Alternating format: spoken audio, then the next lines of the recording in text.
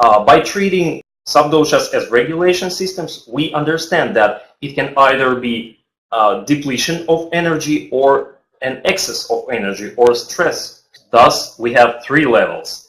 Green level shows us that the subdosha is in the ideal state. It is balanced. Yellow color detects the regulation system has the depletion of energy. And red zone shows the excess control of the function or stress. And it also has the quantitative analysis, which is reflected on this current slide. Normal ranges are depletion from 0 to 1. Normal state is from 1 to 4. And tension or stress is 4 to 10. By understanding the subdoshas, we know better what is the problem with this certain person. So, first of all, let's talk about the subdosha, which is called Prana Vata. In Sanskrit, prana literally means what revives you or allows you to exist for a long time. But there is a certain conceptual misbelief, which I want to put a stress on. There's prana, which is energy, and there is prana, which is the system which regulates this energy. From the point of view of energy, prana is the substance which revives everything in our body. But from the point of view of Prana Vata, it is the system which should regulate this process and control it. From the modern perception, we can compare Prana Vata with the system of control over the formation of energy in the body. And let's say it again, prana is connected with electronic excitations which are happening in our bodies.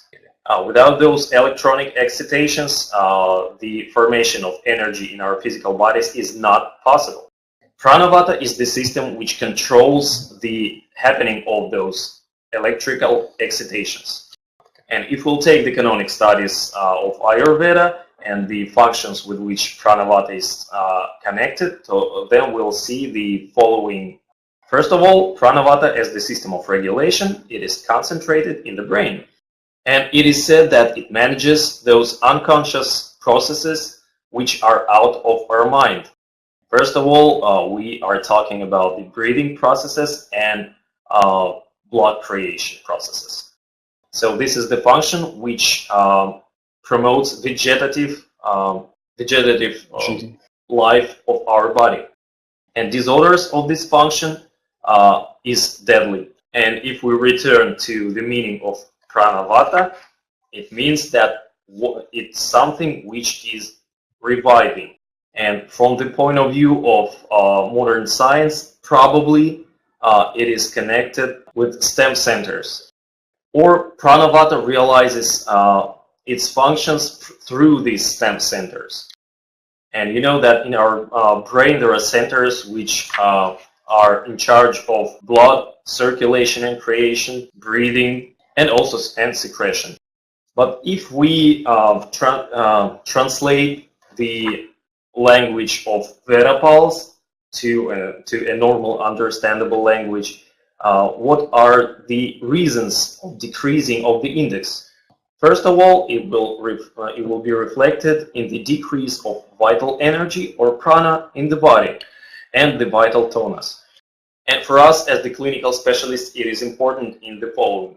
If you see a patient with low level of Prana Vata for a long time, he is in the state when the genetically predetermined diseases may take over. But an increase in the index of Prana Vata doesn't tell you that there is a lot of prana in the body. It tells you that there is an excess expenditure of prana in the body to maintain the physiological function, physiological processes in the body. Please pay attention to the last thesis of this slide. It is very important when you evaluate the Prana Vata and you see the stress, for example, in Prana Vata. It is very important to evaluate it in connection with the meridian step, the pulse of the organs. Because combination of the findings in the meridian step and in the Subdosha step indicates the disorder of a certain organ. For example, an excess of Prana Vata and the strain in the meridian of lungs can be the result of inflammation. So the energy, there is a lot of energy spent on the inflammation process.